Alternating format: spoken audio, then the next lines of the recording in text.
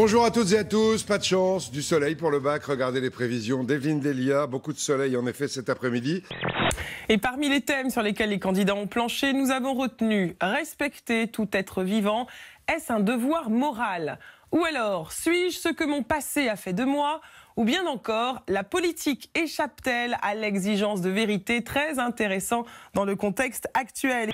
Les élèves de terminale ont planché ce matin pendant 4 heures sur la philo et il y avait notamment un texte d'Alexis de Tocqueville et le moins qu'on puisse dire, c'est qu'il n'a pas suscité l'enthousiasme des futurs bacheliers si l'on en croit les réactions sur Twitter. Top 5.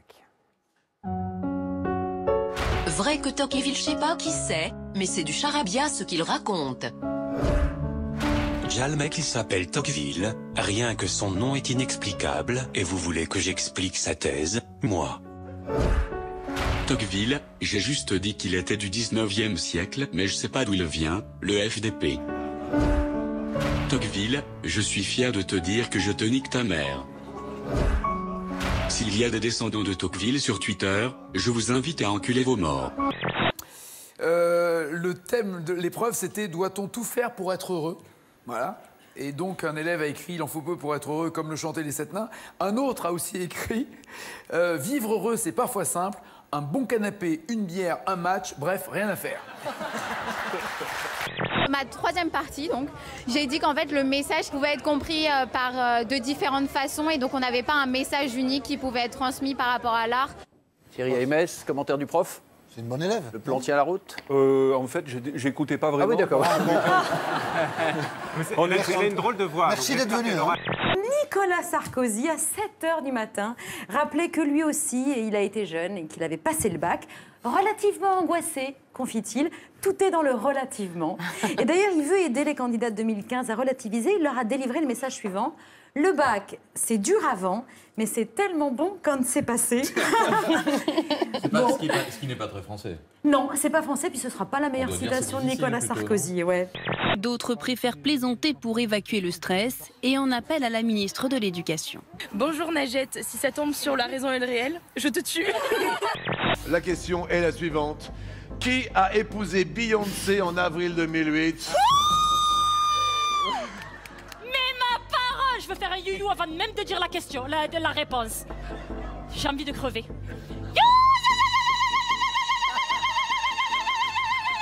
La réponse est Nour.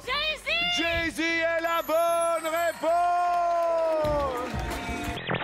La ministre de l'écologie a dit qu'il ne fallait plus manger de Nutella parce que l'huile de palme détruit les forêts.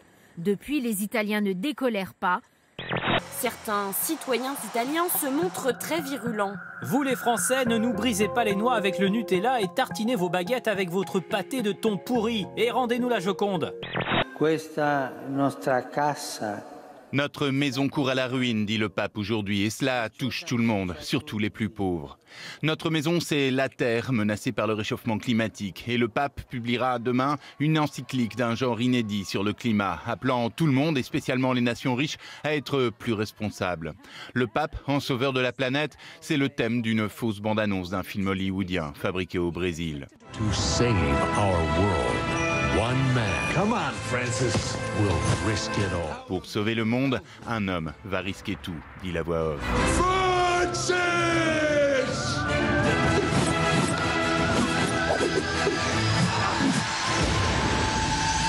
Pope Francis in the encyclical.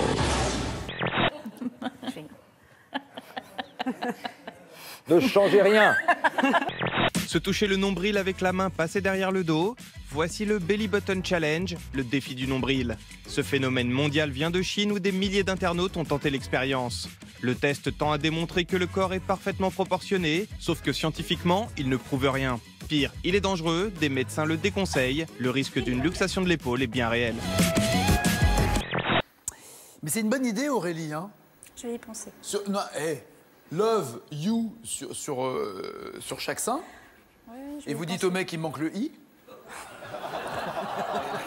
Oh la classe, Adalas. Mais bon, moi ça me fait rire que tu ailles dormir sur le canapé. Oui, mais enfin, tu sais. Alors. Bonne femme, là. Oh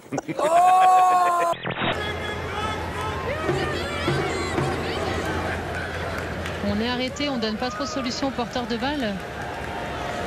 Donc on frappe de loin et on marque. Quel but! On est arrêté mais on bloque ce ballon et on marque. Ça fait 5-0.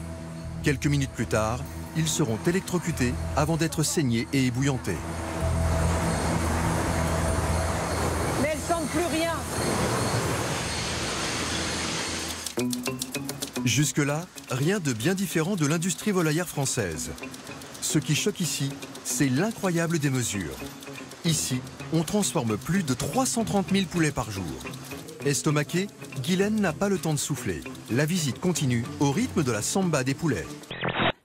Oh, la belle vie, sans amour, sans soucis, sans problème. Les poulets brésiliens peuvent atteindre 3 kilos en seulement 45 jours, soit le double d'un poulet industriel français pour une durée d'élevage similaire. Et la véritable explication est plutôt inquiétante. Pour plus de rentabilité, les apprentis sorciers de la génétique ont boosté la phase de développement musculaire au détriment de la phase osseuse. Résultat, les poulets n'ont pas un squelette adapté pour porter autant de viande. Lorsqu'ils tombent sur le dos, certains n'arrivent même pas à se relever.